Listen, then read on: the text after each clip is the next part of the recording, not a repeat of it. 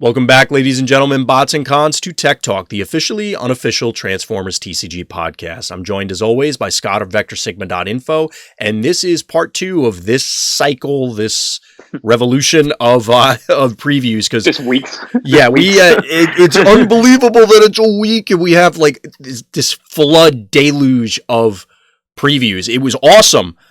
But man, let me tell you, it was a lot to keep track of that day when everything was hitting. That day was yesterday, I think, and at the time of the recording, and everything was just hitting nonstop. It felt like it was constant spoilers, which was actually really cool. I'm not gonna lie. All my lunch hour, I might add. Well, Scott, you look. That seemed to be the case. It's always during your lunch hour, so I guess that take longer lunches. We'll get more previews. I think longer ones enough. Trust me.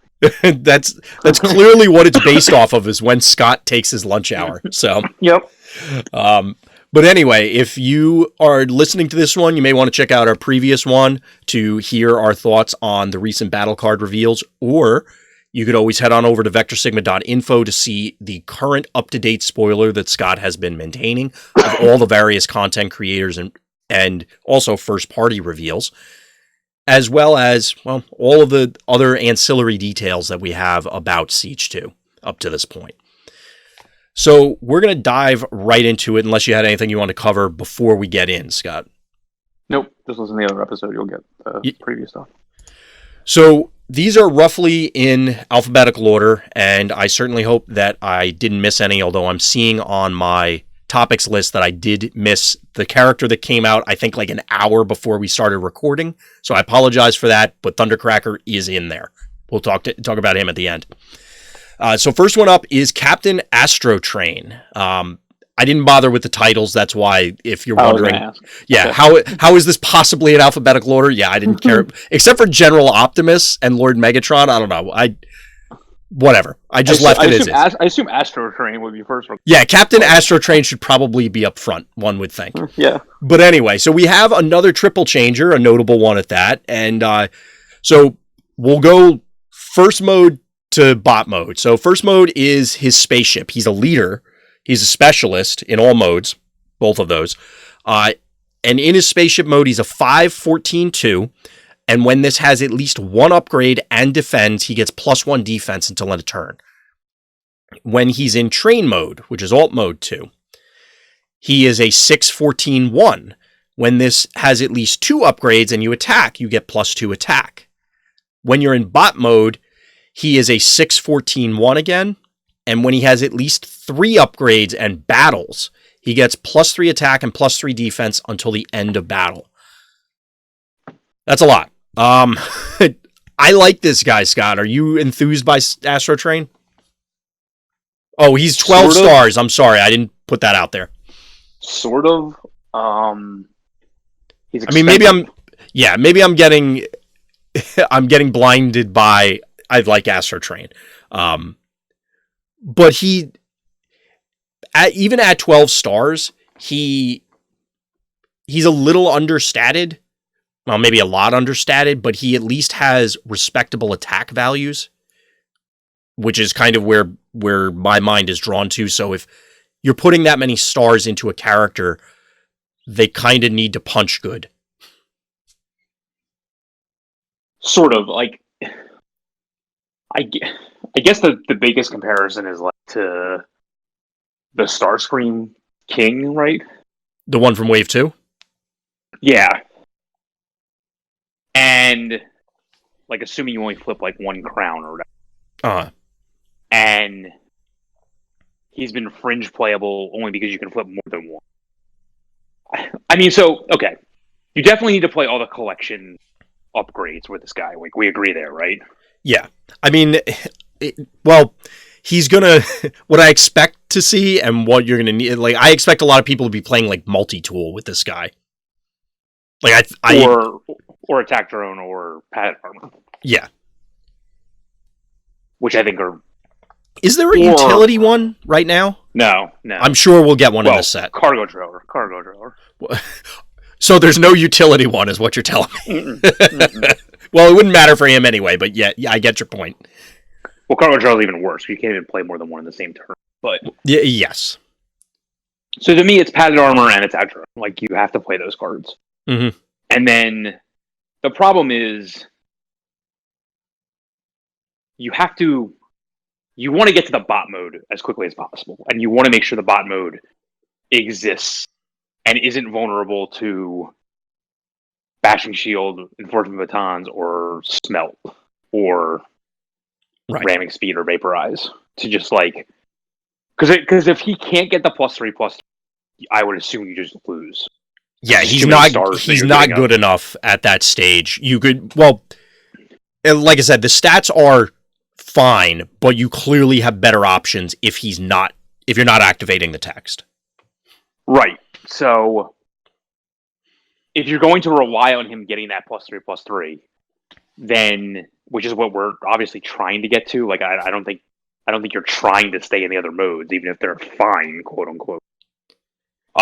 Yeah.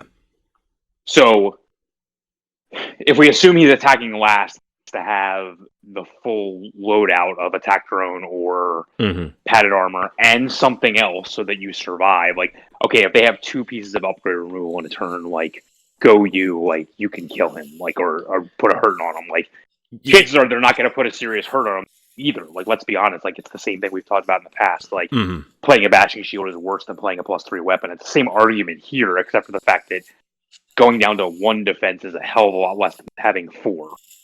Absolutely. So, I mean, he'd be a 9 attack, right? So, like, you should be able attacking as a 9, right? Yes, plus presumably one of those upgrades is a weapon, so at minimum 9. Right. So, he's going to attack really well.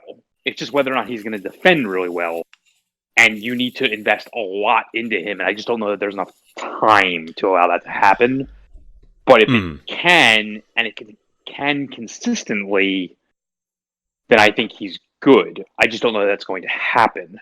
Like, I think Trigger Happy, him, and Flame War is like a fine team to put him with if you, again, can spare the time to allow it. That's going to be a super awkward both flip and attack sequence. Right, I know, but I think that's where you're left with. You might have to. I agree that he requires, or he doesn't literally require, but essentially requires the bot mode being active. As I said, I anticipate we're going to get one of the collection, or whatever you want to term them, the attack drone and extra padding. We're going to get a utility equivalent, because there's a lot of things in this set that seem to care about utilities. So, and it's right after the other one, so I'm anticipating we're going to get it. He's a Decepticon, so potentially you could get swindled, but now you're playing an all Decepticon team. You're all in on a big Decepticon, so the ever-present threat of Press the Advantage is there. So even if they were to Bashing Shield and it's a weaker option, they still get more +4s than they would if this guy was wearing a red badge instead of a purple one. Sure. I think it's possible. That statement will be blanketed of every other Decepticon we talk about. Well, I agree, but I agree, but I think it's important that when you're evaluating it, that is a threat to this guy. You're not playing a wide Decepticon team where it's like, oh, they have press. Well, who cares? It's no different than anything else. I agree. When you're trying to Voltron up this guy, as you've said before, where I'm loading this guy up with things, I'm excited by him because I think it's reasonable to get there.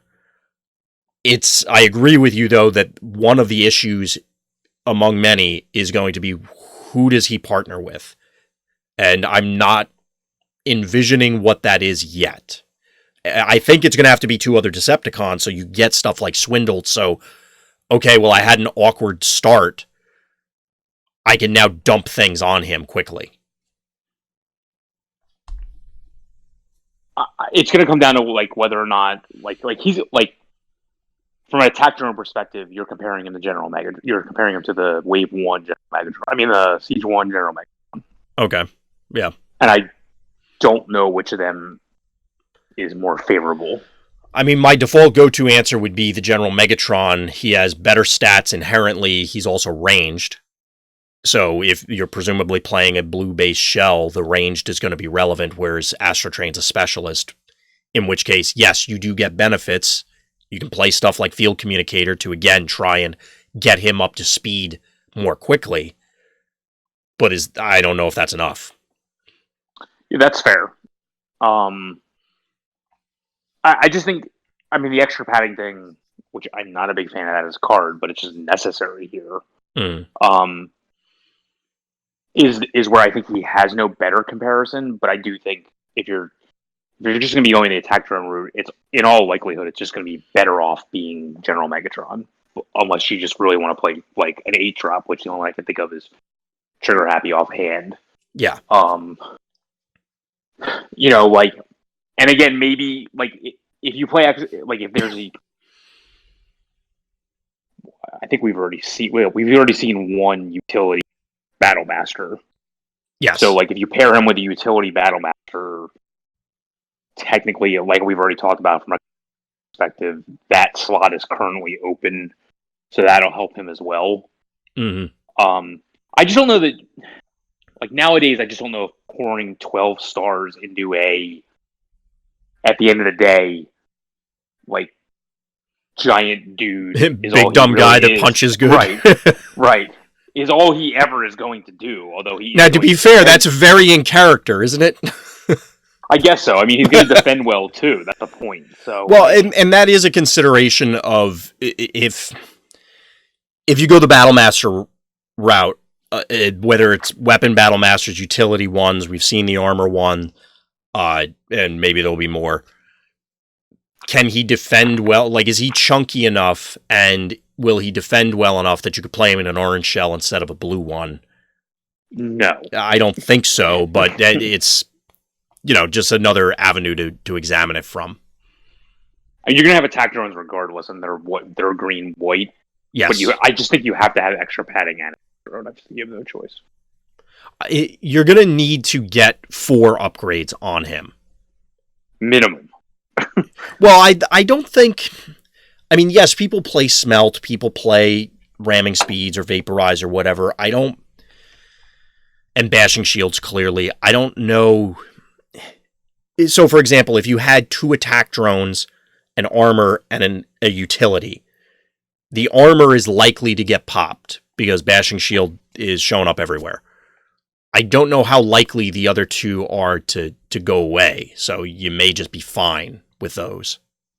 I mean, you can Smelt and Bashing Shield in the same turn, and chances are you won't have upgrades on other characters because all your upgrade turns have had been spent on them. And that may be the biggest issue, is that you now, because you're all in on Astrotrain, I don't know if you can support the other characters, especially in a blue shell where they may kind of need those Energon axes or whatever to do something. If you go orange, at least, okay, well, I'll just flip some oranges and hope we get there. In blue, you kind of need those weapons, so I'm not sure. I think he's interesting. I don't know how playable he'll wind up. I mean, he's a common. I mean, he's limited. I was about to say, in limited, this guy's probably pretty good. I mean, 3 defense in limited is very good, so all you have to do is have on his spaceship mode, you're fine. Yeah, I don't anticipate you're likely to complete the objective, the quest on his bot mode, but if you do, you're probably going to feel great.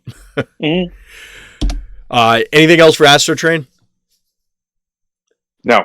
Okay. I just think it's going to be tough to build them, but it might be playable, especially when you get another collection card, like you said. Right. So next up, we have Private Fixit, who looks drastically different than I believe his first appearance in one of the more recent cartoons. He is part of the Rescue Patrol. He's a truck and a specialist in alt mode. He's a 3/6/0 stealth when untapped, 4 stars. And then over in bot mode, he's a specialist still. He's a 3/6/1, and when you tap him, you can scrap a white card from your hand to system reboot. Everybody scraps their hand and draws 4.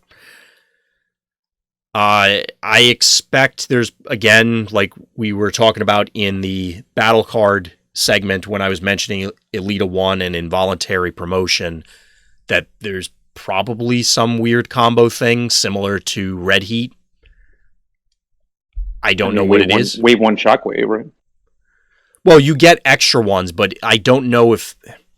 I mean, yes, that works. I just don't know if Wave 1 Shockwave is...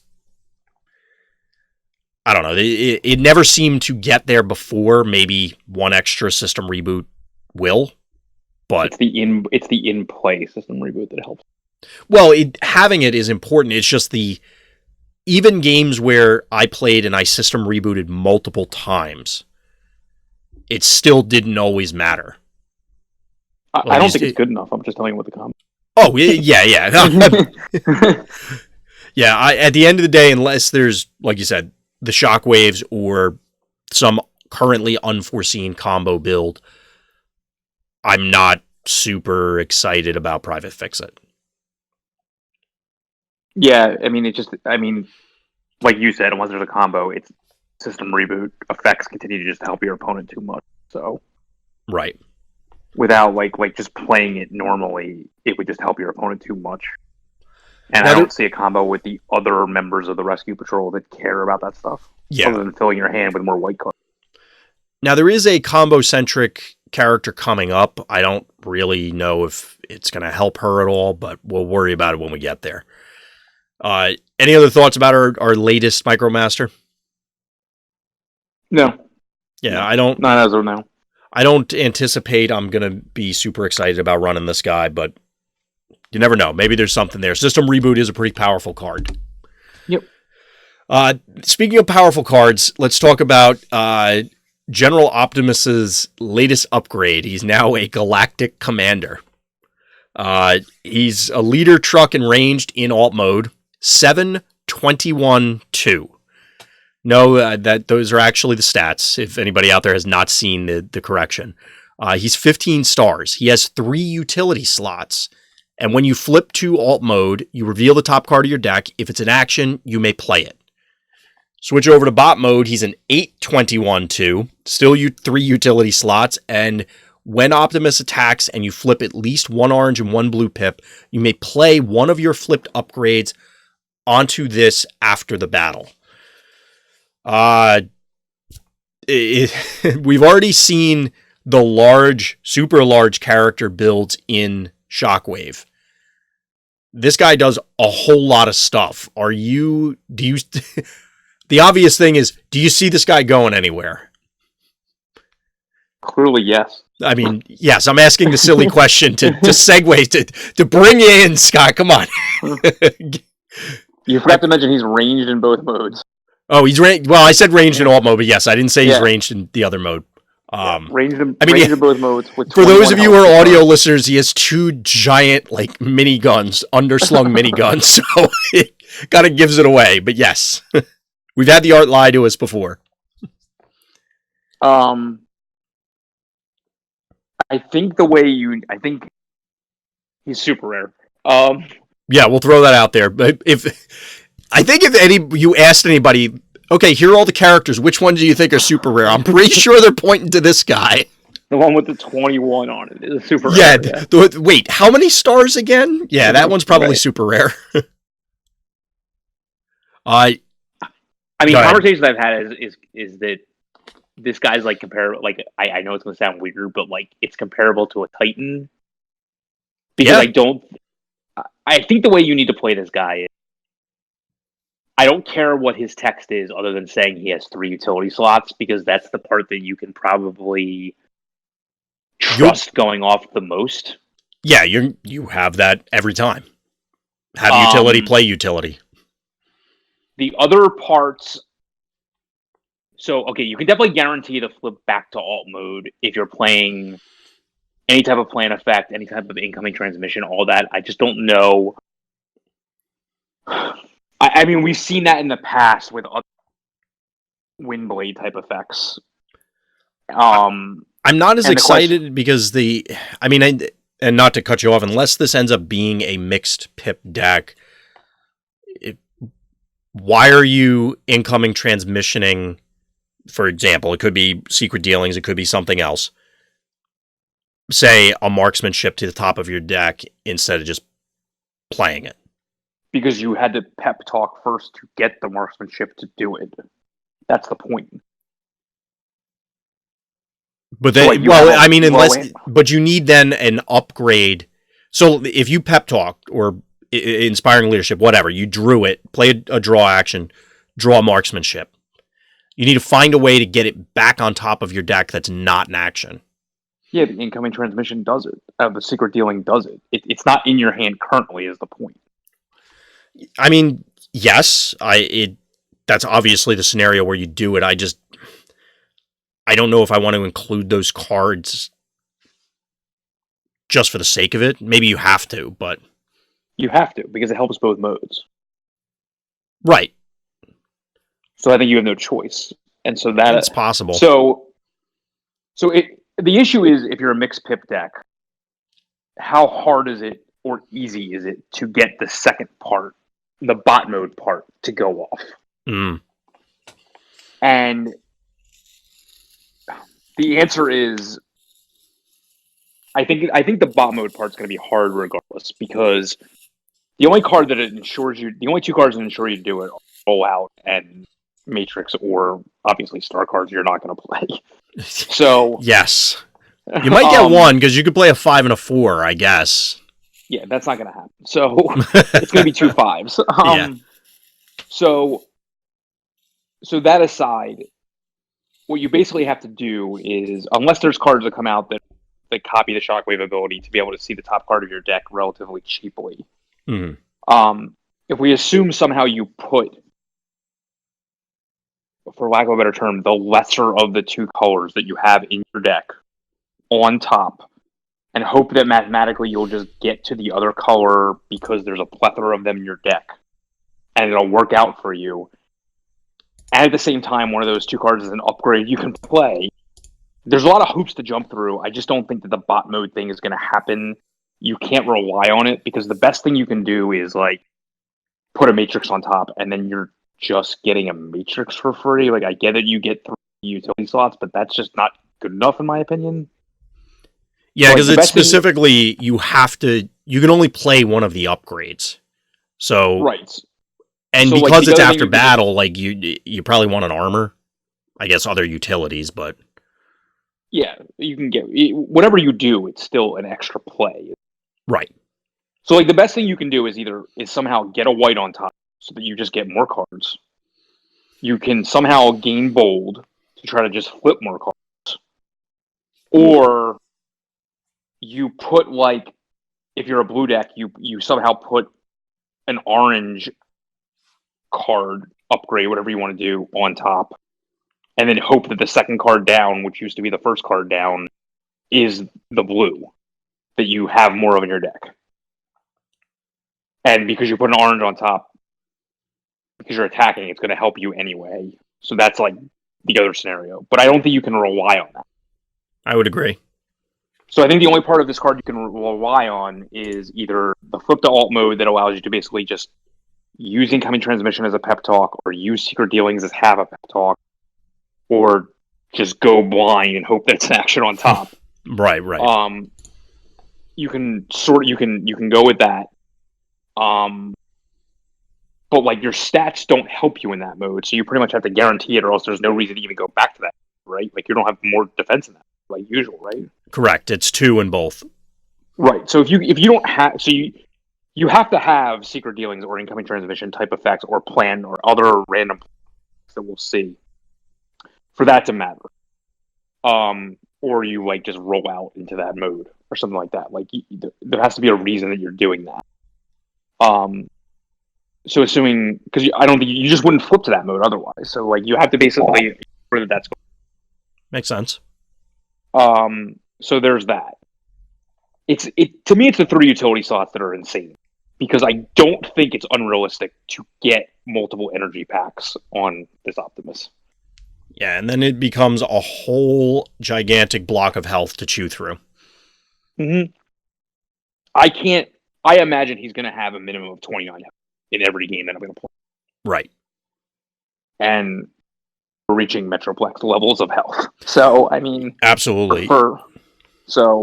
I'm very curious. So right now we have Bashing Shield and Enforcement Batons as reliable removal for their respective upgrades. The green utility removal currently requires that it gets scrapped in order to trigger it.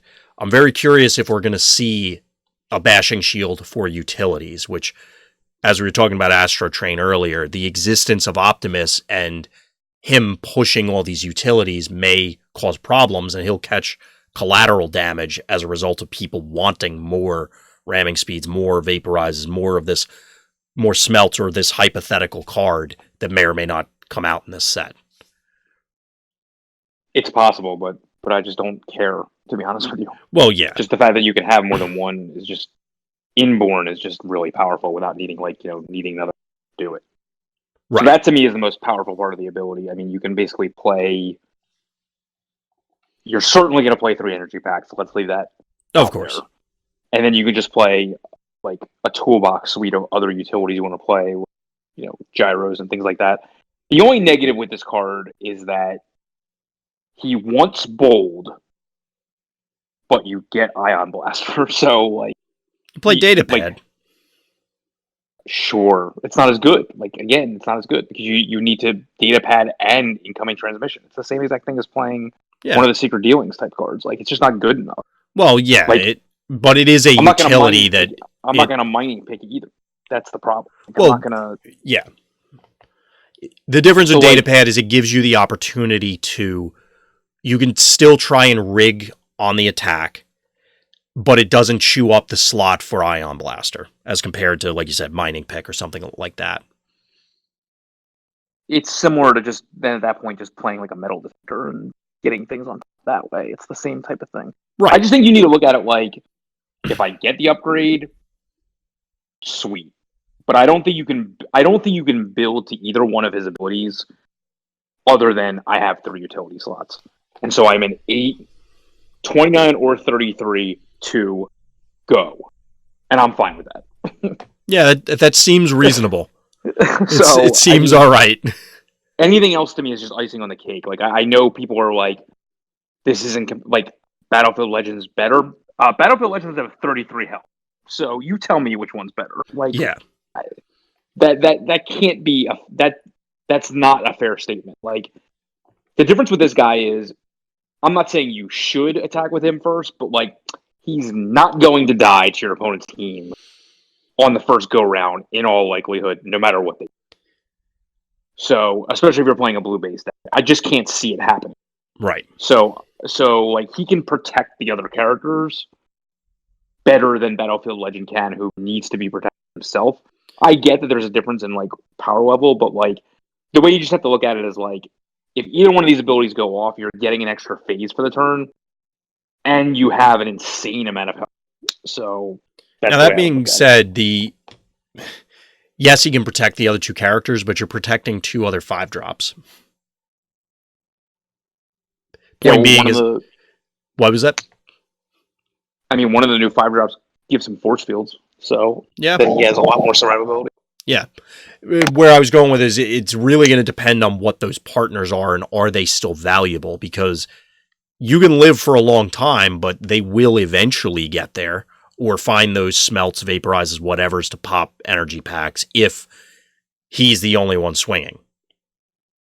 They obviously he's swinging for 10. So he's going to be like I would say this character most of the time in games, and I don't think this is unrealistic, is essentially going to be at times in the game a 10, 29, 4 or 5. Right. I mean, you can say that Battlefield Legend gets to that, doesn't get to those numbers. Like Shockwave doesn't get to those numbers. Like right. Metroplex doesn't get to those numbers. Not consistently, anyway. I agree with you. It's one of those that I see where you're going with it. I want to see it in action as we get more cards and as we actually refine a build for it, because if you are all in on that guy and your other characters are effectively either speed bumps or I get another action phase, upgrade phase to play cards onto Optimus, is that enough? Or the 3-wide orange builds, can they still pile on because they'll survive a given 10 damage hit? Survive as in they'll come back and be able to swing again. Yeah, but normally when they swing in again and you're like, take 16, you're like, damn, I lost my guy. Here he's like, yep, 16. Let's go on next turn. Like, don't care. Right. But how many of those 16 hits can you sustain? Because, for example, those ramming speeds now are better one-shell stance against this guy. It's more 16s than any other character can take. I agree. They're doing a lot more work to get to the 16 than you are just to, like, shrugging it off. I agree, and I'm not saying that it's not going to work. It's just those are the things where I want to see how it plays out. Because if that isn't the answer to this guy, clearly something has to be. Or we may be in for a lot more Optimus showing up.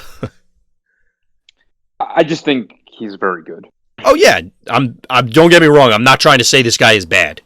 By no means. I just think trying to focus too much on that bot ability, which people seem to do, instead of just looking at it like an extra benefit, yeah, is where people are going wrong. And I think that's reasonable. I mean, unless we get a whole lot more plan effects than I think we're probably going to, or other, even if it doesn't literally say plan, if it's an incoming transmission type of thing, I agree with you that it's going to be a challenge to get either of the bottom half of this character to work. It's not just whether you get them, it's whether you want to play them. I can give this guy a flamethrower and his abilities would go off more often. Well, in when attacking, but it doesn't matter. Right. I can't actually give him a power sword. Like, I could just supercharge him and things like that and make the ability go off. It's just whether or not that's good enough. Right. And that's where I just don't think that it's quote good enough. But what I do like is that this is one of the many characters that benefits from bold in the defensive deck. Yeah, that's a good point. So, like, flipping Flame War back to alt mode really helps this guy, whereas how many times have you ever done that in life? You know? Yeah.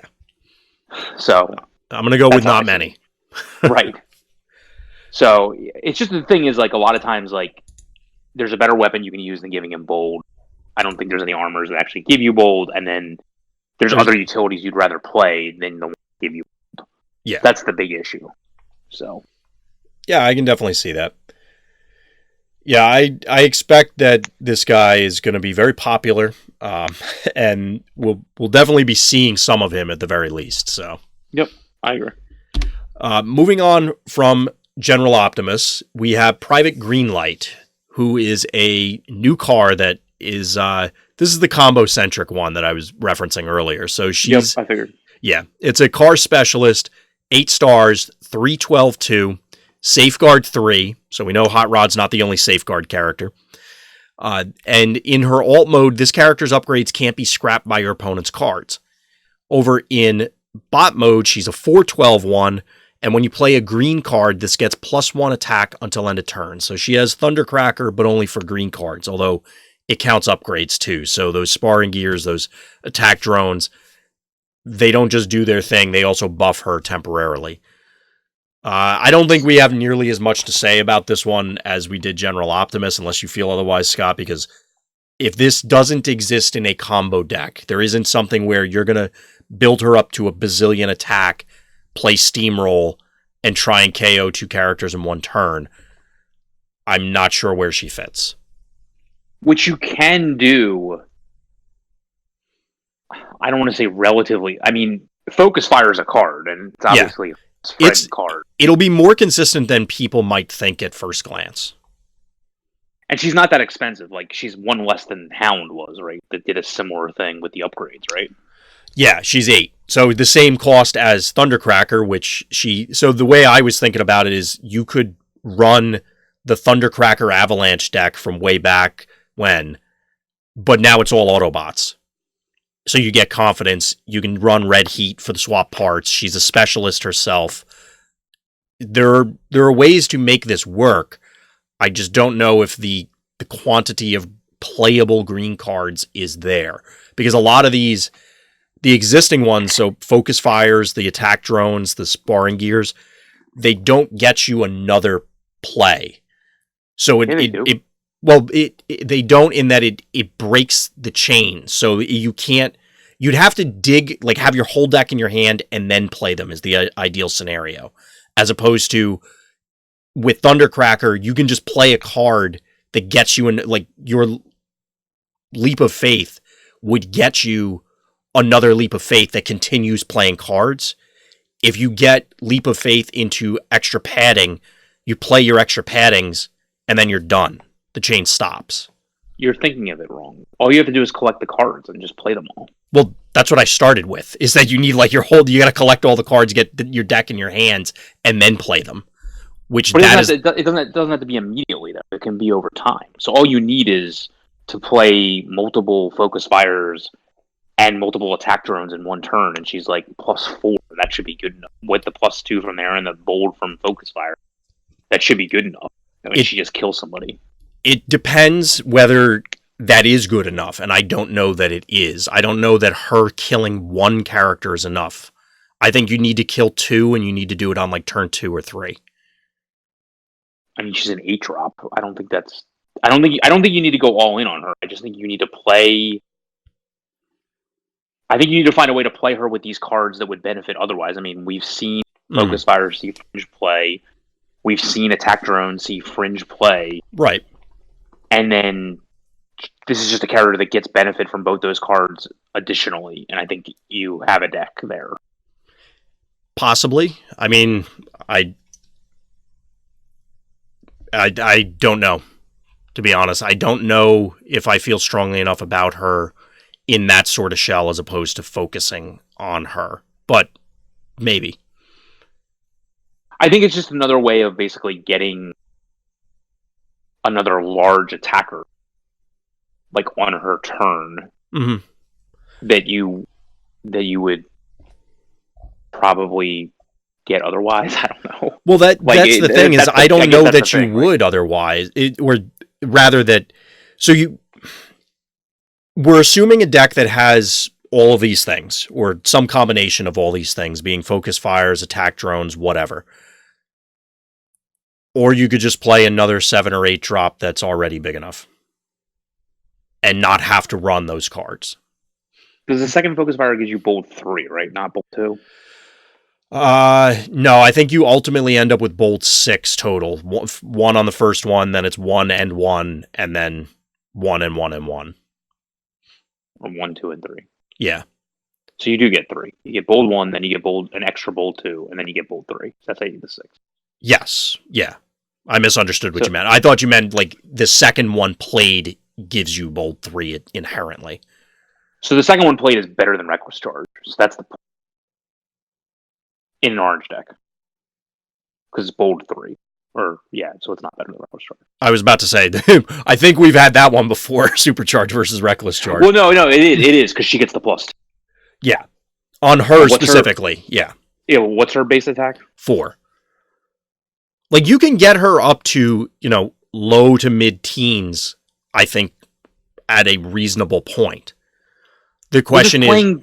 Just playing 2 Focus Fires gets her 6 bold 3, which is, like, above the curve for an 8-drop, by playing 2 action cards that, like, aren't horrendous.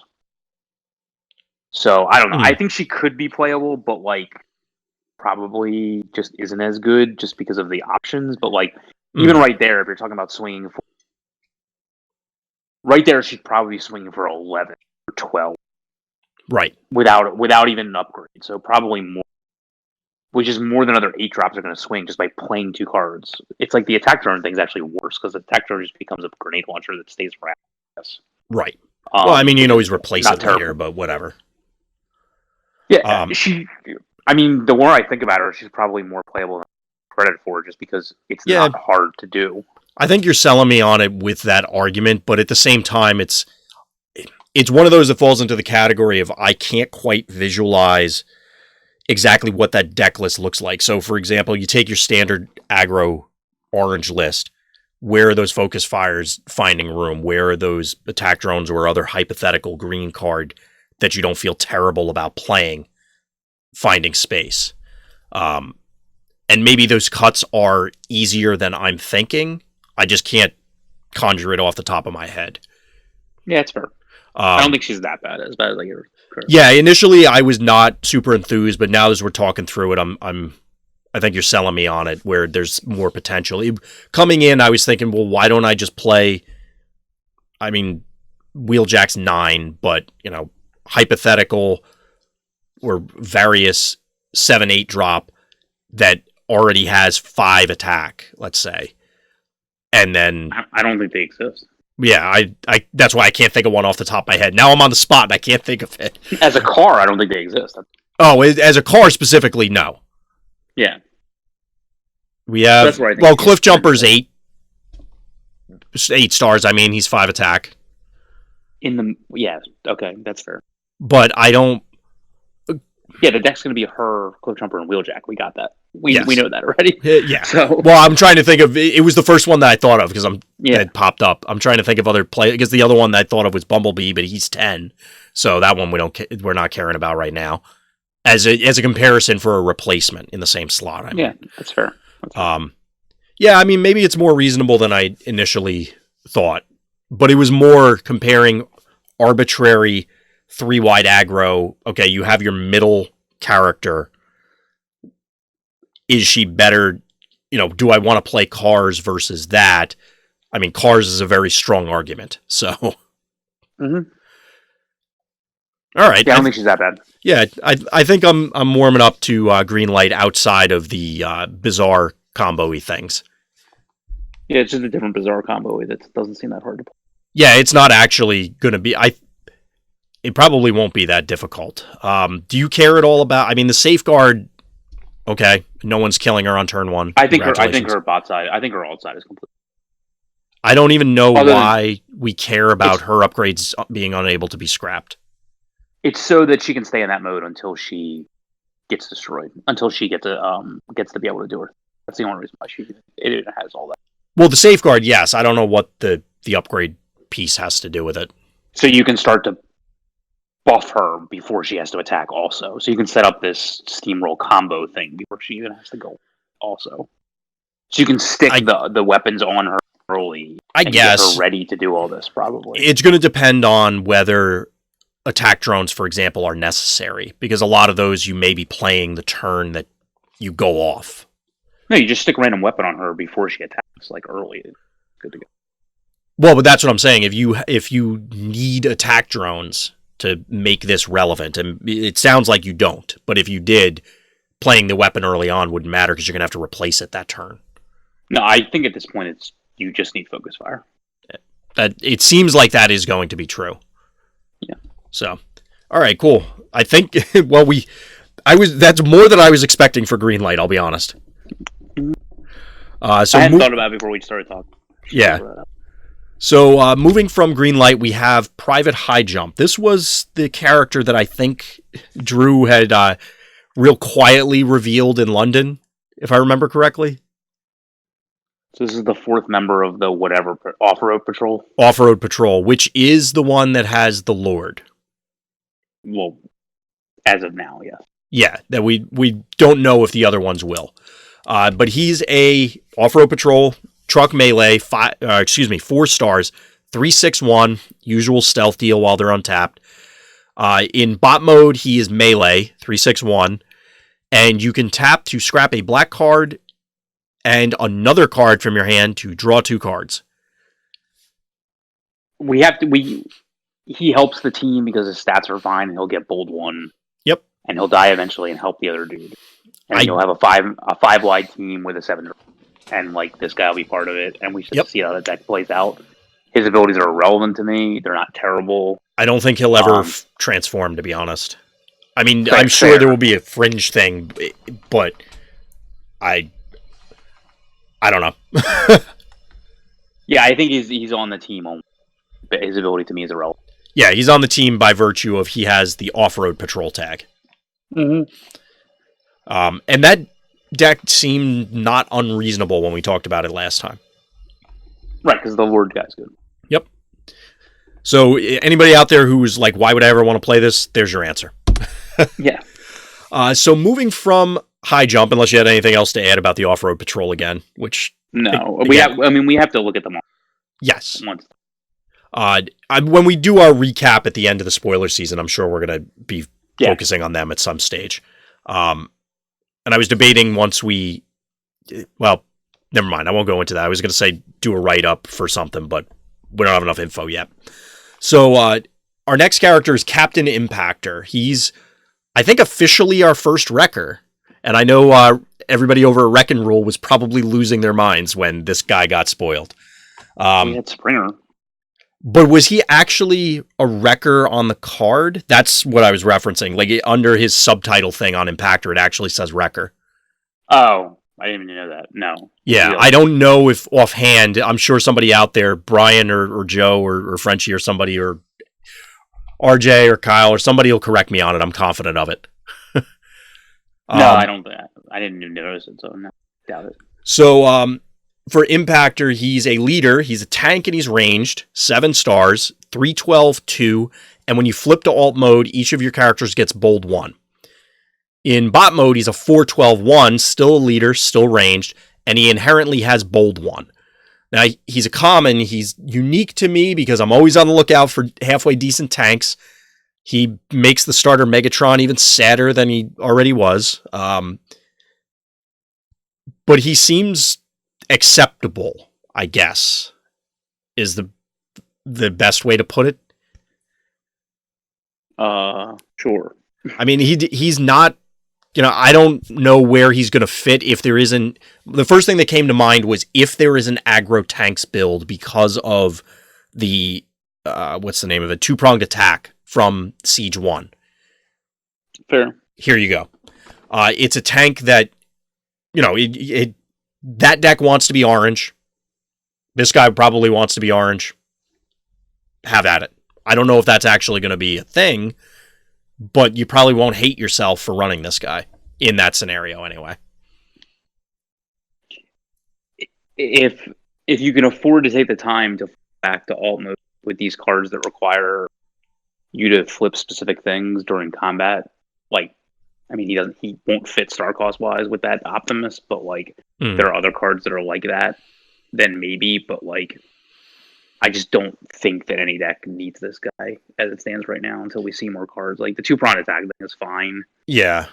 It's weird because so if you're say you're aggro tanks, let's assume that exists, you're still off the bat running 9 or 12 blue cards. So hypothetically hunker down because there are orange armors that you could play, including Rapid Ascent in order to continue this disruption theme. Marksmanship, arm hovercraft. That's a lot of non-orange pips already. Which I guess it's fine, you're going to run some number of them, but this deck list seems very weird. You're not selling me on this idea, so. Well, it's only, I'm not selling myself on it. It's just what I'm, without other tanks or something, and maybe this guy's good enough, and since he's a tank, he'll just, if you play an aggressive disruption-based list, you can just run him, and he's okay. I mean, it's 7 stars in an orange deck. You'd probably rather have Barrage for a number of reasons, but... Yeah, if we get more tank support, but honestly, as it stands, as a 7-cost Autobot leader, he's not that much better than starter, to be honest with you. Yeah. So. You're not wrong. So, unfortunately, I don't know if it's going to be Impactor's time to shine, but you never know. Maybe we'll get more tank support or something. Like I said, the first thing that I thought of was that 2-pronged attack because I want to play that card, but no, that's fair. There isn't really a home for it just yet. That's fair. So, moving from there, we're moving into everyone's favorite Decepticon tribe, and that's Insecticons. So we have Raider Kickback, who I appreciate the alt mode art. I saw somebody pointed out on Facebook, if you look in the background, it's an army of kickbacks. Yep.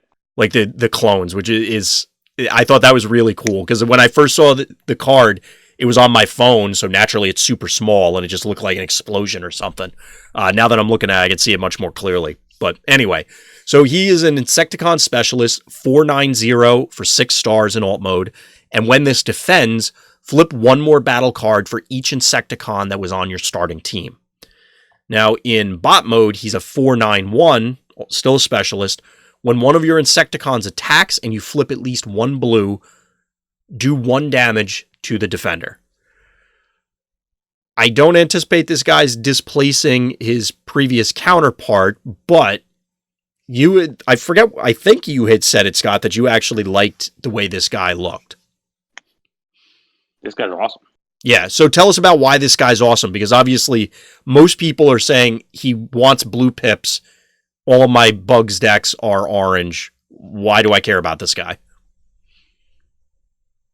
I mean, outside the fact that a blue bugs deck has done okay, like a Venom-based deck, he's good there. So let's put that out there. That aside, all you need to do is slightly change your battle deck, and in my opinion, this guy is just better than Chop Shop or Ransack. So, well, what kind of changes are you talking about? Because there aren't too many. I mean, are you suggesting like actual blue, straight up blue cards? Well, I mean, this turns Rollout into another double orange, right? And Matrix into another double orange simply for the pips, right? Yeah. And then gives value to Incoming Transmission, which I think is the worst card in the deck. So, all that together. I mean, in conjunction with Incoming Transmission and Mining Picks, yeah, it doesn't seem unreasonable to try and set up one of those scenarios. Hang on one second. Yeah. All right, I'm back. Okay. So when we last left... Oh, go ahead. Sorry. So I thought about this because that's how much I like this guy. Okay. The only thing that's bad about this guy is that he makes the flip awkward. Makes which flip awkward? Or just flips in general, you mean? Yeah, because... I mean, obviously you want the ability to be online at all times. Mm-hmm. And that can be difficult to do unless you flip him first.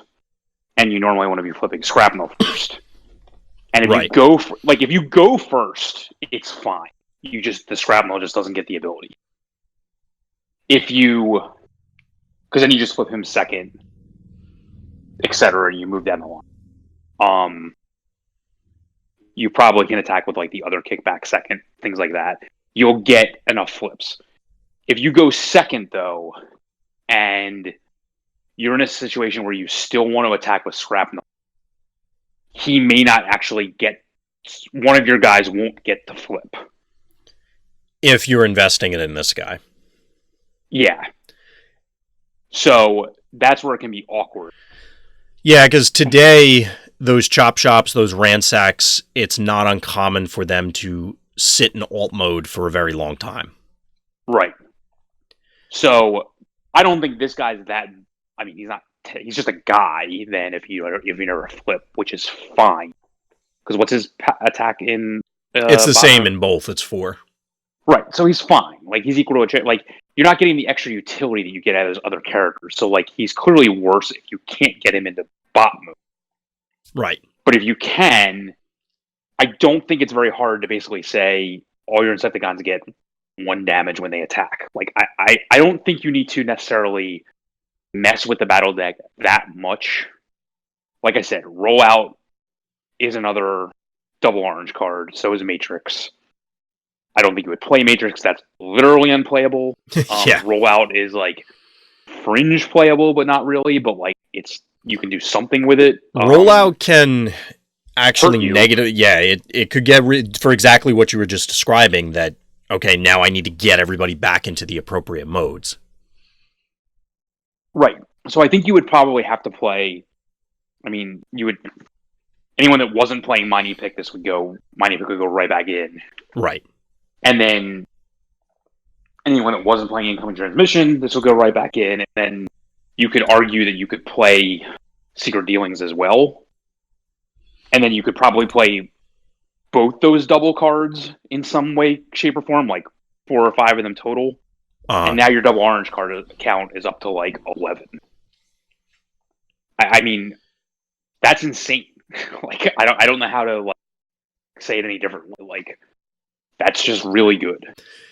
it sounds pretty impressive. My my initial concern would be when you're running a lot of those cards is, I don't want to say it's a lot of dead hands or an increase. It's obviously going to be an increase in the number of hands that would be dead, but the increase in the number of awkward verging on unplayable hands increases.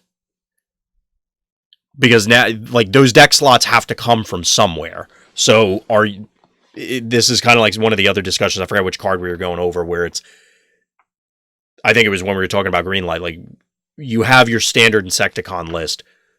There are some cuts that you're going to feel comfortable with right off the bat, but it's very quickly going to verge into the territory of, okay, can I really afford to live without this?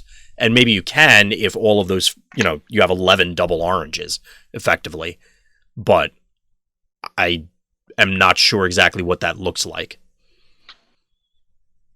I mean, not to mention that there's fringe case scenarios where the one damage is going to automatically kill a guy. Or your guy randomly lives because now you have blues in the deck. Exactly. Like you swarm and you actually heal up a good amount of damage. Exactly. I mean, to be honest, I would expect that. I mean, so we have the scenario where you get a boatload of extra double oranges because of the effect. And somebody like you, Scott, would be able to work out the math to say, okay, this is reasonable to have it happen. I do expect that we're going to see a resurgence of those blue bugs builds that you had started out with, because that seems more obvious for this particular guy. I just don't think that's necessary. I just think you play it as all my Insecticons get +1. Yeah. I think I'm not disagreeing with you. I got to see where I'm, like, go back and look at the Insecticon list to see where I'm comfortable cutting things to try and fit that in conjunction with accounting for the new flip sequence where it could get very awkward. But maybe it doesn't matter in certain matchups. Only when you're going second. Right. And it's only going to matter maybe in specific matchups where, okay, maybe you don't flip certain guys earlier on or later on or whatever the sequence happens to be because you may or may not need to. And if he is a lightning rod for your opponent, more power to you because they're not attacking the guys that actually matter. Yeah. No, I think you're right. Yeah, that's a good point. I do like this guy as well. I'm anxious to see where he comes out, even if it is ultimately in the eyes of most people, public enemy number one, mm-hmm. for good reasons or not. So, any other thoughts for Kickback? No, I think it's one of the best cards we've seen. Yeah, and he's only an uncommon. So now we're going to move into one of the other super rares for the set, and that's Lord Megatron. Another tank, obviously. He's a leader tank ranged in alt, 12 stars. He's a 6/17/3. And when you flip to this mode, your opponent scraps a number of cards from the top of their deck equal to this character's defense total. In bot mode, he's a 4/17/2. And when your opponent reshuffles their deck, they choose one of your characters and do damage to it equal to this character's attack total. So we have our reverse Nemesis / Cosmos, and their mill is now a thing, sort of. Sort of. Yeah, I mean, we don't have a true mill win condition, but this is as close as it gets for now. So can I safely go out on a limb and say you're not as excited about this guy as you were for Optimus, Scott? Not as it was for Optimus, but it doesn't mean he's bad. Right. I mean, so, 6/17/3 in alt mode if you never flip. Right, which is certainly respectable. That's range, so that's fine. That's a leader, so that's fine. The bot mode ability, okay, so let's assume you're playing to the bot mode ability, so you're going to want to include cards like System Reboot. Right. I hope not cards like Testify, but cards like that. I had compiled a list while you're talking. I'm going to see if I can find it. system reboot's the big one. The system reboot dude we talked about obviously is another big one. You want to set up a scenario where your opponent is damned if they do, damned if they don't. Uh-huh. So essentially what you want to do is when it's his turn to attack, and it's not going to be difficult to set this up to where it's during the first cycle you have made them reshuffle. He's very anti-bolt tough, which a lot of people are playing, so he's a natural counter to a lot of that. Yep. And basically what you want to do is you want to attack their main target. Like you put let's just say you put a grenade launcher on, and you're like, I attack your best guy. Oh, you're reshuffling during combat. Your choice is you can take 8 direct damage to this guy I'm attacking, or you can put 8 direct damage on this other guy, and I'm still attacking you for, and we haven't flipped yet. And so, essentially, the reason why I know his power looks low is because in that scenario, he's essentially also a 6 if your opponent has he's 4 plus your opponent's defense doing damage directly to them. And you get to attack them. So that character's going to die if they choose him. So they're not going to choose them. They're going to choose somebody else. And then that guy's probably going to die. So I don't see how this is bad, because I don't understand how you're just not going to either auto kill their non-General Optimus giant guy that we just talked about. You're probably if this is an orange deck, let's say, if you're attacking an orange deck, here's your choice. I'm doing 16 to your dude, or you're killing somebody else, or putting a bunch of damage on somebody else. Right. And because he's ranged, those guys probably got hovercrafted, those guys probably got damaged. I just think you can set up scenarios with this guy where he's going to 2-for-1 your opponent every single time he attacks, or he's going to kill their best guy every single time he attacks. And inevitably, if you can't kill this guy, you're going to lose to him. There's no other character in the game that you're literally just going to lose to, guaranteed. Which I know could take forever. Right. But, technically, you cannot beat this guy if you cannot. Yeah. Which you can't say about any other character. His flip to alt mode to me is completely irrelevant. Well, as a mill effect... don't care. Well, yeah, let's get that out of the way. If you're not familiar with the term mill fallacy... Google search it. I can't. They won't agree with it, even if they don't know what it is and understand it, then they won't. Well, remember there could be people who are that are listening that are just coming into the competitive scene. So it's an important thing. It may not just be people listening that disagree with it. So I just don't think that part of it is what I think. What matters is you flip the bot mode when you're ready to attack. You stay in the 3 defense, 6 attack mode otherwise. Absolutely. I think this guy, to your grenade launcher scenario, plays well with, say, Trigger Happy. Because you don't flip this guy. Trigger Happy can go get a singleton grenade launcher, for example, or you stay as an orange deck and then, like you said, deal 16 on whatever turn. I just don't understand how that's very hard to set up.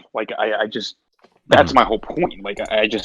Well, to that end, that's just the way I see it. I found my list. It's a whopping 4 cards, and I may have missed some, but you already mentioned System Reboot and Testify. We're going to pretend one of those doesn't exist. Fog of War, another one we're going to probably ignore, but Heat of Battle is pretty relevant for this guy. Yeah, Heat of Battle is, you're right. For a number of reasons. Fog of War is not relevant because, Fog of War doesn't make them draw cards. That makes you both discard. Well, if they have no cards in hand, they would draw 2. Okay, that's so it's that. Well, I said we're not going to talk about that one, and you talked about that one. Yeah. So I'd rather play Testify. Well, because it's orange, but this one's a white pip. Maybe that matters. No, we're not going down that road. Point is, I was just making a list of all the things that you can force your opponent to do it. At this stage, we are clearly limited on it outside of, fix it. Yeah, fix it. Heat of Battle is very good. Heat of Battle is very good for it. Your opponent playing bold is very good for it. Yes. I think he's better than people are giving him credit for. I just think the scenario I set up is not hard to set up. Yeah. I think a lot of people may have started out with my first inclination is, oh, well, you're going to turtle up, play a blue deck, and okay, well, how long is that going to take you to get there? How long will you survive? Because then you can, like Scoundrel's Blaster, even just something as simple as that, and then any assorted armor that actually provides armor means you can flip back and forth, try and trigger his ability faster, and then you're hitting something for 6, which is still a significant amount. But the orange idea also sounds pretty tempting because, okay, I'll just slam a grenade launcher on him and go to town. Oh, it's still a blue deck. I just think you play the absolute biggest weapon you can play and go from there. Yeah. I assume, and I know we need a ruling on this, but like, if I attack and I flip oranges, I don't get that attack power like added to my character if they're reshuffling during defense, right? I think you do. The reason I say that is things like Erratic Lightning was ruled as, I think it was Erratic Lightning, something that gives minus stats. Pips that build that stat, it would overwrite. If that makes sense. So your attack total, I think, is calculated. So you flip your battle cards, you calculate your attack total. That's different than the attack on the character, though. That's what I'm saying. Like, if you flip 2 oranges, are you doing 6 to a guy? Well, assuming there's no weapons attached? I think if you... So, in the Erratic Lightning example, if you had 1 defense, or if you had 0 defense, you flip 1 blue, you still end up losing it because it is referencing that value. That's an attack total, though. This is specifically referencing the thing on a card. Well, it says equal to this character's attack total. So, I mean, to me, that would include that, but I agree with you. We definitely need clarification on whether it does or does not. I mean, if it does... Then things like Super Heat of Battle become... even better. Yeah, obviously. It's like Grenade Launcher, Heat of Battle, mill you out, hit for a gazillion. Right. That seems okay. And I do not think this is an orange deck. I'm just multi-pip situations. Yeah. I still think it's a blue deck, but like... Anyway, I think that the thing that people have complained about is basically, I just put the damage on some irrelevant character. Yeah, you can, but the problem is, if you attack the right character, it's a damned if you do, damned if you don't scenario. It kind because you're still going to attack the character. You're still attacking someone. Right. I think it still goes back to, or maybe not still, but it goes back to compare it to aerial bots, you need to be very careful with where you're assigning damage. So it's the same thing here. Don't give them an irrelevant character with 1 health left as a target. Right. Exactly. Eliminate the guy, and then, they only have their big guy? Well, he takes 16. Have fun. Mm-hmm. You know, those are it definitely modifies where, as previously, you may have gone all in on that Optimus, whichever of the 1,000 Optimi that we have at this stage. Maybe now it's, you pick off the little characters, and then Megatron has that inevitability factor where they need to close the game out or he will take down the other guy. Or maybe that's not the right way to play it. I don't know. Against other 3-wide decks, I just don't see how, like... he should 2 for 1. You have 2 other characters that have already acted. So, like, if you haven't done any damage, then you're doing something. And I just don't see how, like, you're really not putting them in a terrible situation. And like you said, because of the range package, it's very easy to enforce that 2 for 1 because you're either... If you're armed hovercrafting, you're marksmanshipping, you're whatever... It's very easy for them to say, yeah, that guy's air quotes irrelevant, but now I have a crippled character and a dead one, and maybe another one with additional damage on it. You know, there's no good out. I mean, you're a blue deck anyway, so like, as it stands right this moment, like, you can't rely on any blue other than Optimus, Battlefield Legend, to actually one-shot characters, no matter who they are. Mm-hmm. And he still has a hard time one-shotting like your 11 to 13 hit point cards in one shot, regardless. Right. Unless you set it up later. So I don't see why you just can't. Okay, so your opponent gets to choose where the damage goes. Yep, I get that. But you should, again, because you're a blue deck, should be able to set up a scenario where, okay, whoever you choose, they're dead. Right. So I just don't see how that's not going to be the case. I mean, something as simple, the way I was, when I was talking about the Scoundrel's Blaster, that's 3 marksmanships. Like that, it's just a potentially staggering amount of damage you can put on something, as compared to when I don't know if we did it in this segment or in the earlier. Yeah, it was in this one, I think, when we had brought up Wave 1 Shockwave, which is also non-determined damage, indirect damage, however you want to refer to it, but it's maybe 4. You know, if you hit the dream of multiple reboots chaining, this guy's probably going to be a lot more than that. Yeah, and that's outside of combat. Like, my scenario is in combat, and I think it's better that way. But if you do it outside of combat, it can be obviously even more devastating. Right. I don't understand. I just don't. Other than the ubiquitous, it's a Decepticon, press the advantage thing. Yeah, but there are ways to mitigate it, as we've seen in some of the battle cards already, and they're not. I think we're going to be. Press will always be a danger, but there are ways to mitigate it and appropriately address it if you're going to go this route. The cards already exist in some cases, and I'm sure we'll get additional answers. Do you feel that this guy? I mean, clearly you care about the ability, but you had mentioned at the start the system reboots. Are you anticipating that he's going to require those things, or you just let it happen naturally, and once a game you just tag somebody for 8 or whatever? I think if you don't do it quickly enough, you'll lose to aggressive decks. Yeah, it's definitely going to be a very delicate dance there, where by the same token, you may not want to do it too early and allow them to dump it on a Battle Master or something, as opposed to eliminate the Battle Master, trigger it, dump all the damage on the next guy. I think the key that people just don't understand is that he still gets to attack.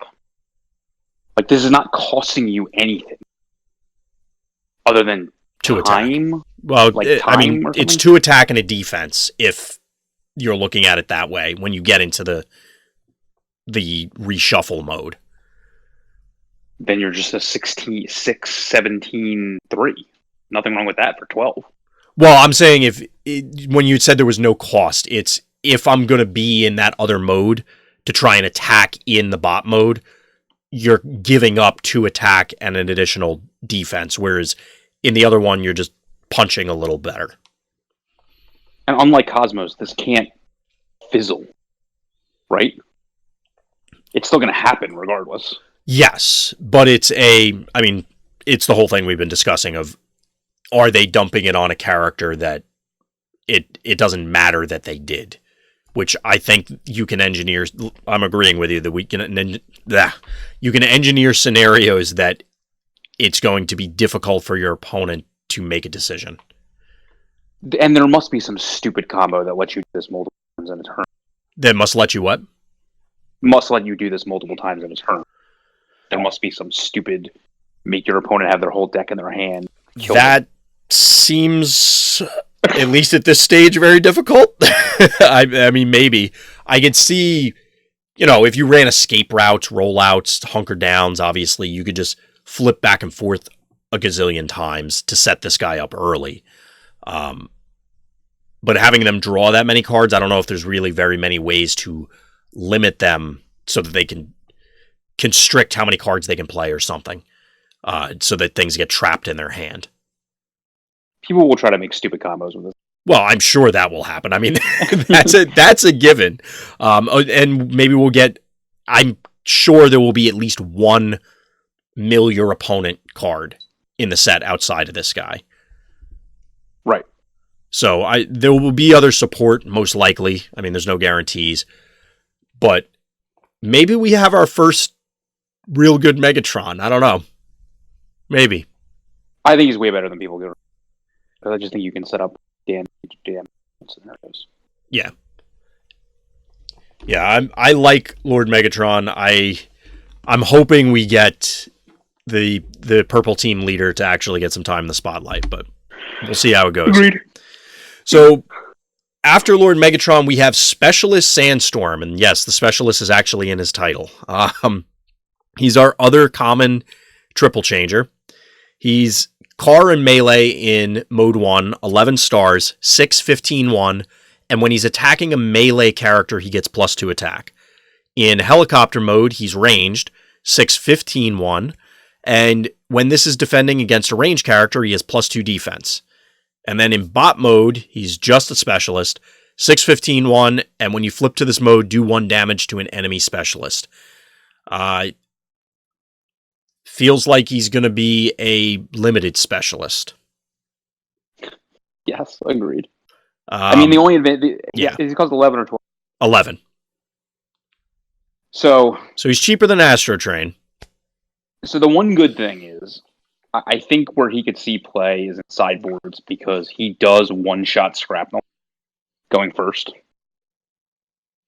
Because Scrapnel's melee, so like you should, in an orange deck, kill Scrapnel hit by the right a 10.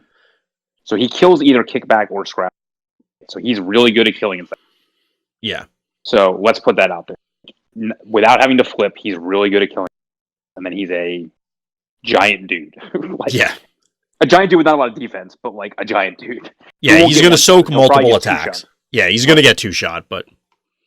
So he's good in that situation. He's bad in every other situation, in my opinion, but like that might be okay. Yeah, I mean, you do get free damage to enemy specialists if that matters. It's really low damage. Yeah, I mean, what specialist are you going to hit? Shockwave? Okay, great. You did 1. 16 turns later. Getting 3 defense against ranged for 11, just be General Optimus. Like, I don't... Like I said, the only time I can see him see play is in... It's like, I just don't see how see play. He is a sideboard specialist. Exactly. He's an anti-bug specialist. I mean, if we get our helicopter tribal card, maybe. But I'm not sure exactly where this guy fits because, yeah, he has that slightly better niche effect. But even in this scenario where, okay, he one-shots Insecticons, specifically Scrapnel. Or Kickback. Yeah. Or Chop Chop. Well, Chop Chop maybe not because he's 11. Okay, fine. So it's at least more difficult, but sure. What deck is he?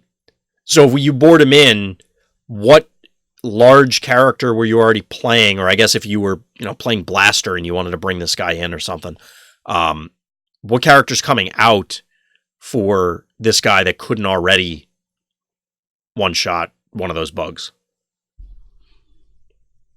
3-white aggro can't one-shot a bug without an upgrade, or this guy can. 6, 7, 8.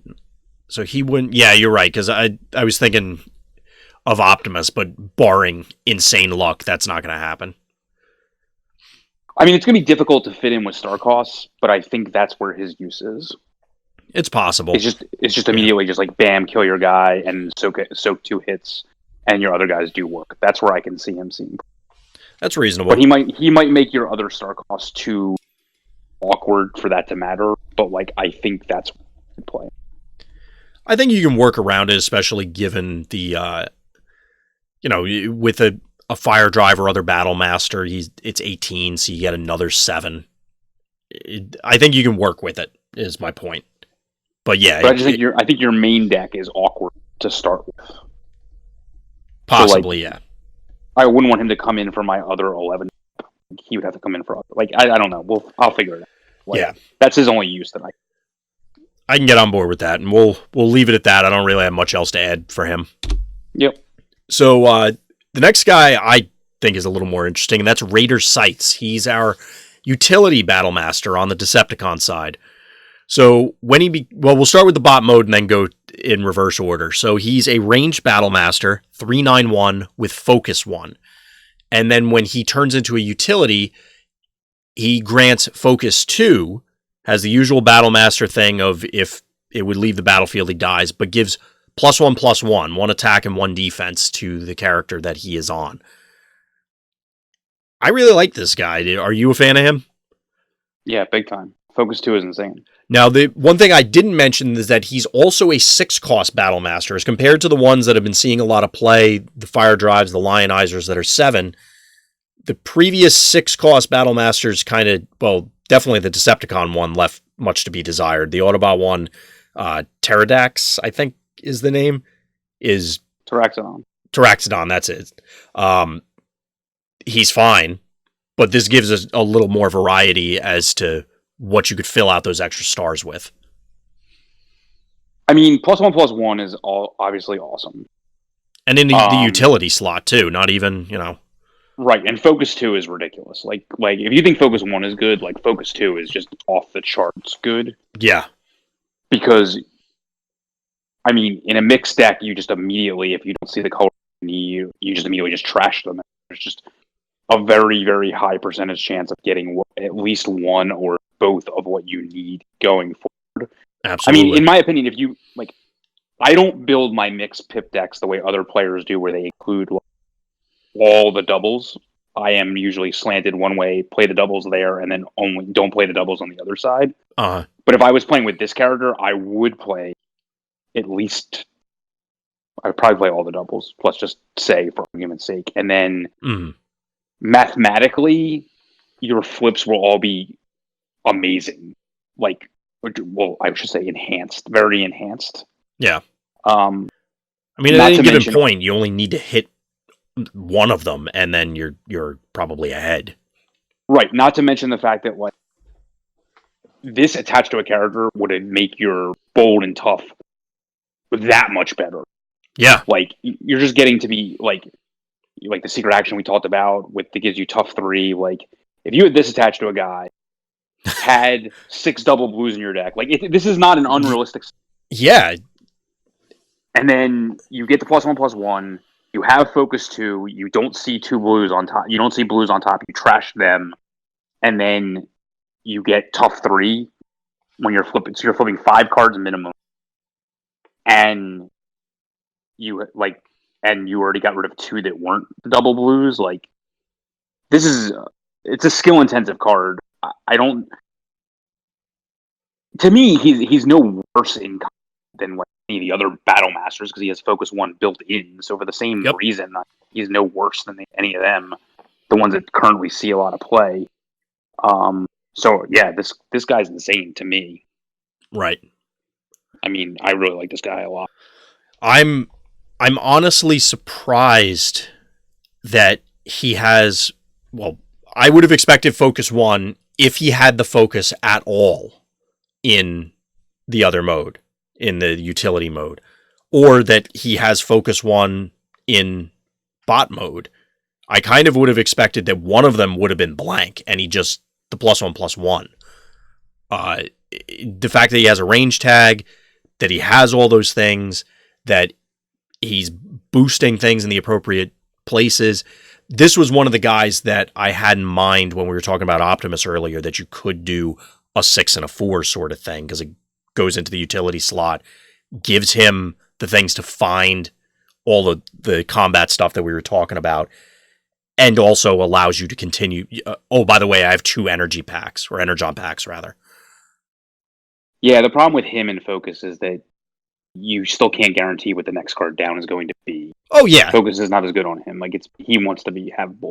But yeah, it's not as good, but it helps. But like I said, that was just one of the 6-cost guys that I was thinking of at the time. But outside of that, in the Siege 1 meta, there are a lot of builds that I've been tinkering around with where I really wish I could get to 7 stars so that I could play Fire Drive, Lionizer, Aimless, whatever. But one of the currently acceptable battle masters. But it's not uncommon to end up with 6. This guy seems like a good 6-star guy to put in that slot. Yeah, Nightstick's just not good enough because as a Yeah. character, he's just not good enough. There's this guy actually as a 391 focus 1 is good enough. Yeah. And So the 391 with the focus means that yes, you clearly want your battle masters to become the thing, whether they're weapon, armor, their utilities, whatever. But they don't have to. And this guy gives you that opportunity to, well, no, I want him to live another attack, as opposed to, or I want to leave him in one shot stand range, or I want to do whatever. You have a little bit more room to play around with it if you want to. I mean, he's not flashy like giving you plan 1 and he's not pitch your whole entire hand to kill a guy. But over time, as a utility, if you piece through tyranny him and things like that, he's going to add a massive amount of advantage. I think people just don't understand that because they just look at they don't respect what Focus 2 does and the decks that you'd want to play Focus 2 in, because we don't have a reliable Focus 2 as it stands right now. I think it's just Flame War. Right, she's not reliable. Yeah. The only character we have that sees play with Focus only has Focus. Right. And I can tell you by playing with that guy for a long time that it's huge to have the Focus 1. And like, if you have Focus 2, it's just really, really good. Yeah. That's all I can tell you. Like, mathematically, I've modeled it out, and like, you can play it in a single color deck. It's just not as good. But when you play it in a multicolor deck, it's very good. Yeah, I can only imagine. I mean, even as you said, in a monocolor deck, it's digging too deeper. You get a free white pip to go find double oranges or double blues or whatever. Yeah, the way I modeled it is in a single color deck, you basically, if it's a single color, you pitch it. Of course.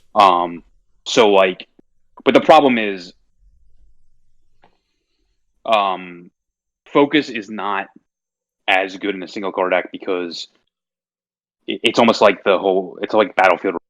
You're just trying to improve what's already good. Whereas in a multicolor deck, you're actually getting rid of trash. It's like trash for treasure. Yeah. Bad cards to get good cards. Absolutely. So I'm curious whether that Focus 2 will make enough of a difference that we're going to see some of those double black pips show up to try and go dig for them in those oddball scenarios, but I'm not going to hold my breath on that one. Same. Yeah. Anything else you want to say about Raider Sights? He's really good. Yeah, I really like this guy. So moving from there, we have Private Smokescreen, who is a 7-star car with ranged. He's a 411-1 with Safeguard 3. And in bot mode, he's ranged 411-1 with Focus 1. And while he has a white pip upgrade, it has +1 attack and +1 defense. So he'll be a 511-2. Sure? That's it, though, right? It doesn't get anything else. No. Does he have Focus in the... Yeah, he has Focus in bot mode. So you're a 511-2 with Focus. Correct. With a white upgrade attached. It has to be a white upgrade attached, which off the top of my head, I mean, yeah, there are some. Obviously, I've done a lot of things with Force Field, but... there will be more. Well, if anyone's listening live, we can't mention.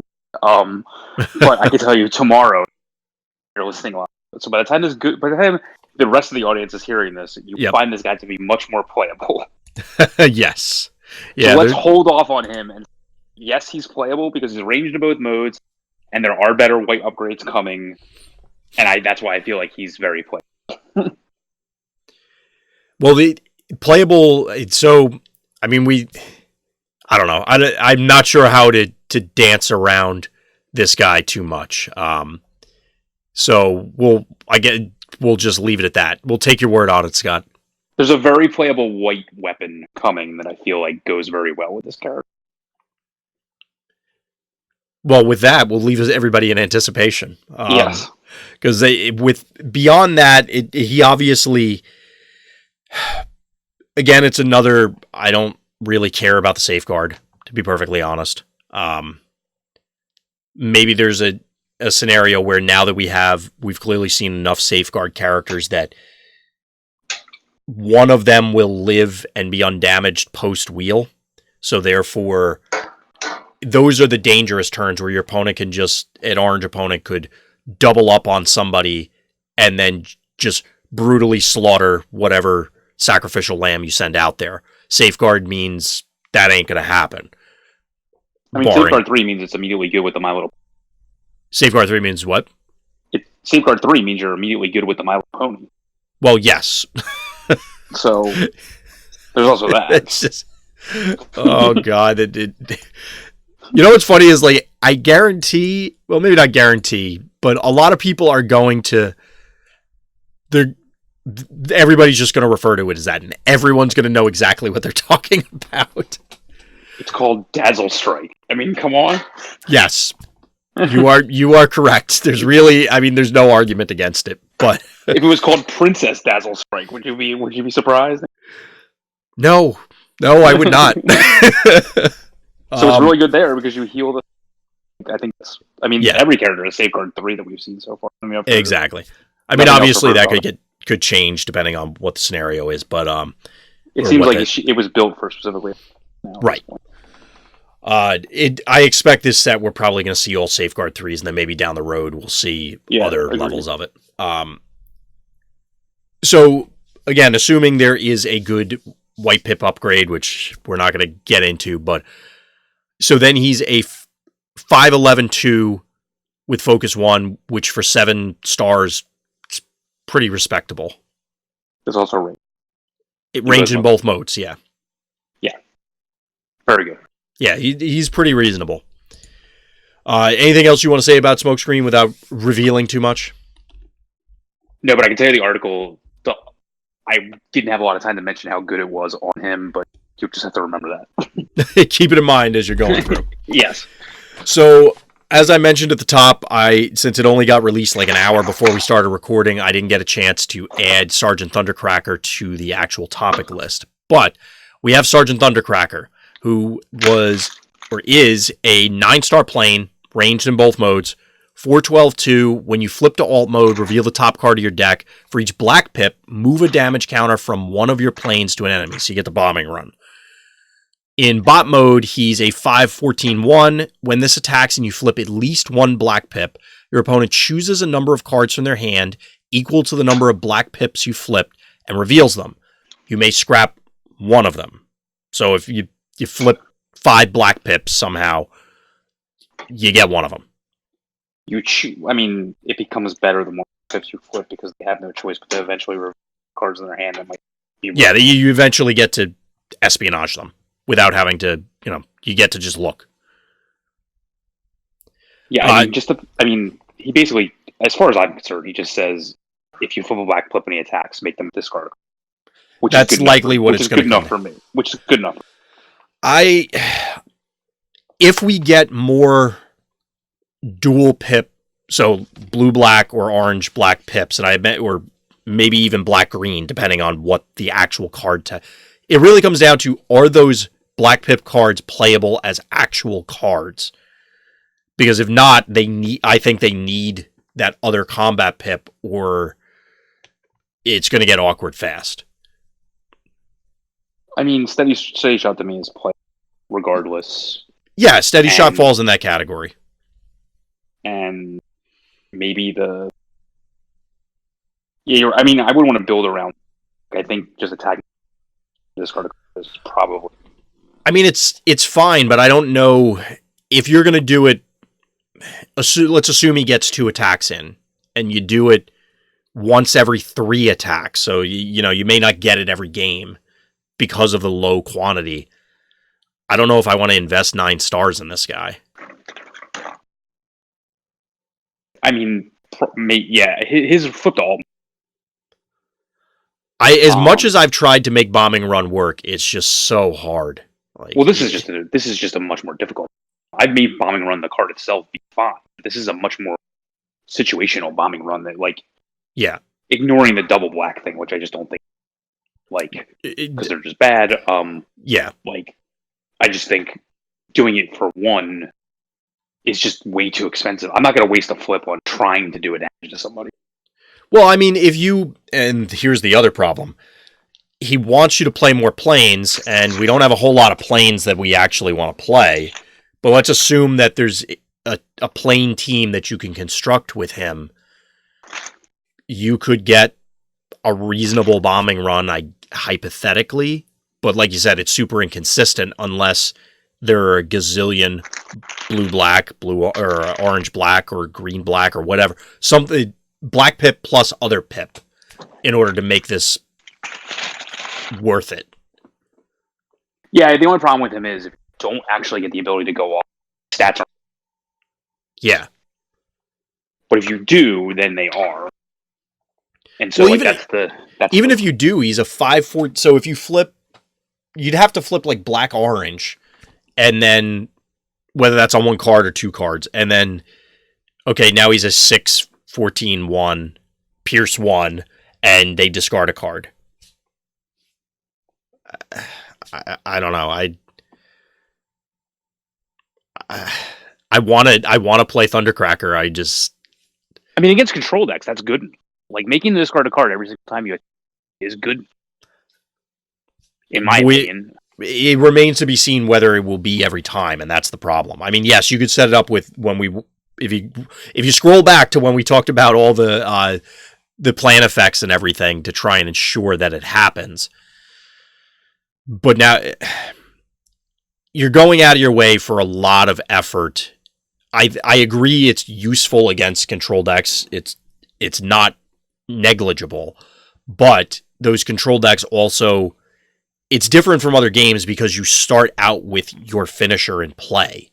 So their game plan is hampered, but they can still end up doing whatever, like if they have Battlefield Legend on the other side, sure, they discard a card.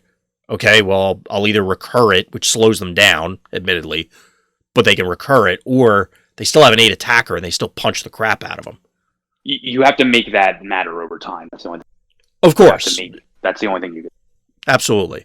If you can find a deck, I mean, everything is deck dependent. I think, like a turn where you are playing espionage and attacking with this guy is probably going to be a really good turn. And I think that's not set up. Is my point. Yeah, I mean, I've had that when I was testing a gazillion Soundwave builds where you set up an espionage, you Soundwave, and or you play an infiltrate, through whatever shenanigans, or you set up a force field. You can do a lot of things to disrupt even aggressive opponents and ensure that certain things like your force field live because, they only have one card in hand. Well, I'll make you pitch that bashing shield sort of thing. Right. I think this card's fine. Better than people are thinking. I think he's fine. Yeah, he's almost assuredly better than I'm thinking because I'm not super high on him right now. But that is also couched in the idea that we still have a lot of battle cards to see at this stage, and we're going to be more than happy to say, there's a really cool Black Pip card that comes out. Okay, I'm going to look back at Sergeant Thundercracker. I just think his text box is a lot to just basically say, all I care about is making discard a card of their choice. And Yeah. To this point, we have not really seen, I guess Sentinels is the closest, a really discard-focused build. Well, Shockwave. Yes, but I kind of look at that more as combo-y in order to make it happen. It's not really truly disruption-based because you system reboot and hand them a whole bunch of cards back. They're Major Shockwave. Oh, Major Shockwave. Oh, okay, yeah. Sorry, I had the wave 1 on the brain from when we were talking about it earlier. Remember, any discard is going to hurt your opponent's ability to get greens, so it's always going to be that. I don't care if they reveal that's one less green that they're going to get. Right. It's going to add up over time. That's why I think he's fine. Yeah. Because he is a little understated, I don't think they could give him 6 attack, but you do, like you had said, you do have to turn that advantage into something, right. Specifically a win, but you got to be pushing damage or you need to be enabling something else to happen. And I'm not sure exactly what the support is for him right now, but presumably we'll be getting more. Mm-hmm. And yet another guy that, as you had alluded to earlier, or specifically mentioned earlier, that benefits as a whole from general a handful of white pips in the deck to ensure you can go find those black pips or focus or whatever. He's exactly one of those cards. Yep. So that brings us to the end of our marathon session for going through reveals, unless, again, I missed something, which is entirely possible. I don't think so. I think we got through all of them. So anybody out there who was watching, lurking in the chat, I appreciate everyone staying with us. Anybody out there either catching this on YouTube or on SoundCloud or anywhere else, definitely check out the previous episode where we talked about all the battle cards. There's, Scott, you were talking about other stuff going on the site. I mean, are they live by the time this is hitting people's ears? Which? Well, previews or other stuff? I mean, the spoiler will be up to date, hopefully within 10 minutes of any spoiler coming out, assuming I'm by my phone. Well, you're always on lunch break, so maybe when you go to lunch break. I still updated them during on my phone. Yeah. I guess, I mean, it seems pretty obvious at this point, but I can tell you that the way the cards are being revealed this time is a little bit different than they were in the past. So, like, we were asked to reveal cards during a certain week, and I know other content creators that got multiple cards as well. So,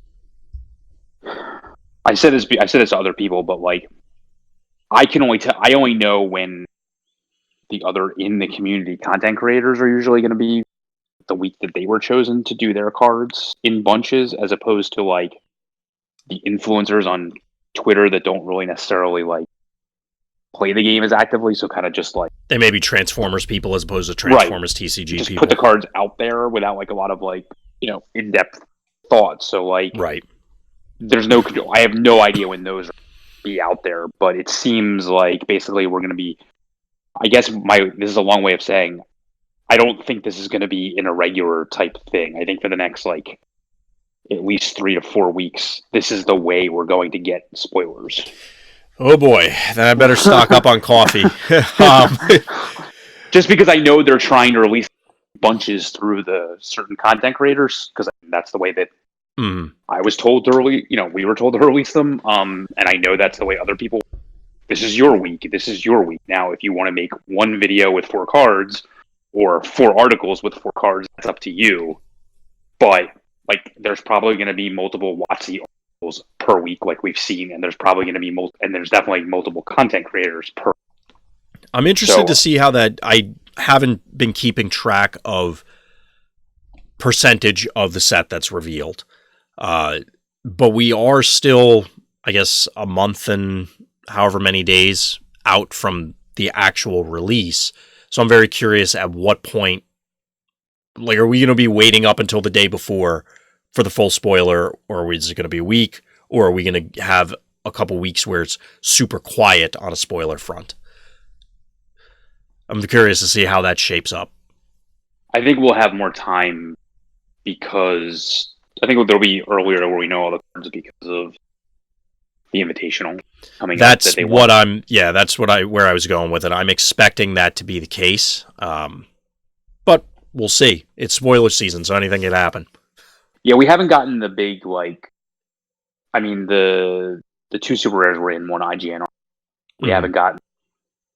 Here's 8 cards at once. Secondary website article yet. Right. So, like, I would expect there to be more of those. We already know there's some type of combiner mechanic in the set, and it's been alluded to that it's like some type of Battle Master thing, or it's another combiner team. Like, folding cards. Yeah. I doubt it's more just like 2, because from a logistical how cards are cut perspective, that doesn't make sense. Right. So, like, I assume there's more common characters that are, maybe it's a common combiner team, because, like, you just need more cards on the sheet to do that. Right. I mean, there have been some in recent toy lines that could fall into that category relatively easily, so. Are there any in the Siege that you know? I think the other Decepticon Duocon, I don't know if he was Siege or not. I think he was, and his name is escaping me. I can picture him where he's a plane and something else, and he's like maroon and dark gray. Okay. That's going to drive me crazy because I have the toy physically from G1, and he just got a re-release. The other option is Reflector could be in there because he is. Oh yeah, that's true. They He is in Siege. combine, quote unquote. He Yeah. is in Siege. The first combiner, I guess, and that could easily be one that's not a, he doesn't need an Enigma sort of thing. He'll be a Dreadwind sort of combination. And who knows what that? What's his alt mode in Siege? Because there's no camera. Well, you can make a camera.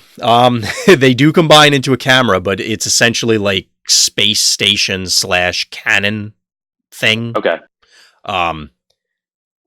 Both as themselves, so they would transform into an alt mode, and then also have this other combined mode that would be whatever the hell it is. So other than this Battle Master thing that like two things happen, a Overlord scenario, that sounds like the most logical to me. So since he showed up in the artwork, Apeface, because he's not releasing as a toy until the end of the year. I thought he was a triple chain. He is, but I don't know if they're gonna do something weird with it, essentially. Because they're saying, like, did they actually say it is a combiner or combiner-like? Combiner-like. The only reason I say that is if they decided to get super creative with him, maybe. I would expect that it would just be a quote-unquote plain triple changer. But maybe. He's one of the other oddball characters that keep coming to mind. And if there were other triple chain, is there another Autobot one that's like random that I don't know that's not Springer? Yes. I can't think of them off the top of my head, but I would assume they're going to keep the triple. So if we got Apeface as a triple changer, there will be another Autobot one. I just don't know who would be offhand. And I'm very curious to see if we are still going to get a Brunt since we're getting him as part of the Trypticon, whether he'll be as a cog or not. I'm looking at my shelf real quick to see if I can spy any other toys that might be fitting in, but nothing immediately is jumping out to me. Yeah, and we're still waiting on all the micro which I assume could have been given to other content creators. I don't. Right. So we'll go from there. There's a plethora of battle cards left.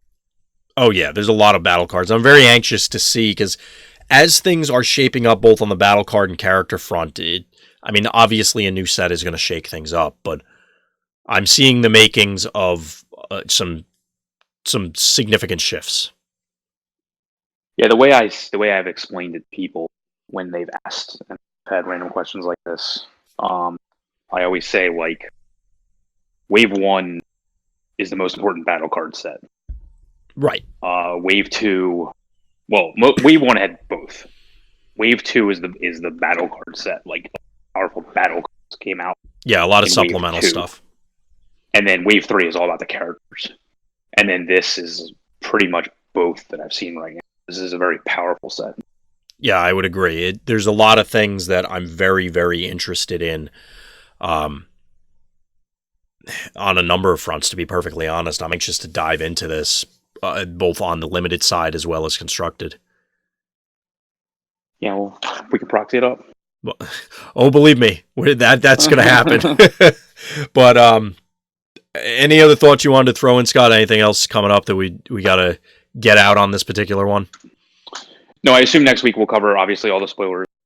We'll have a tournament from a tournament we'll have already finished by the time we get to this.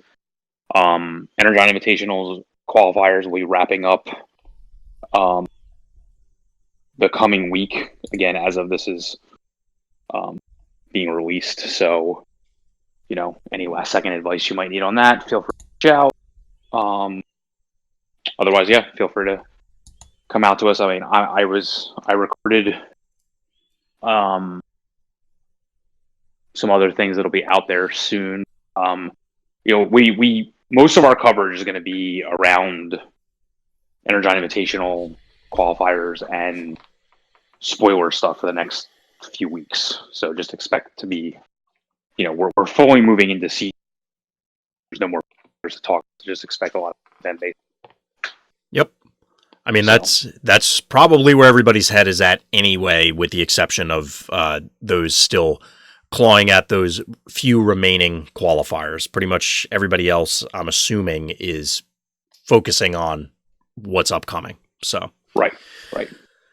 Well, I think that'll do it for us, folks. So, as always, thank you for listening, thank you for watching, and please tune in next time for more Tech Talk.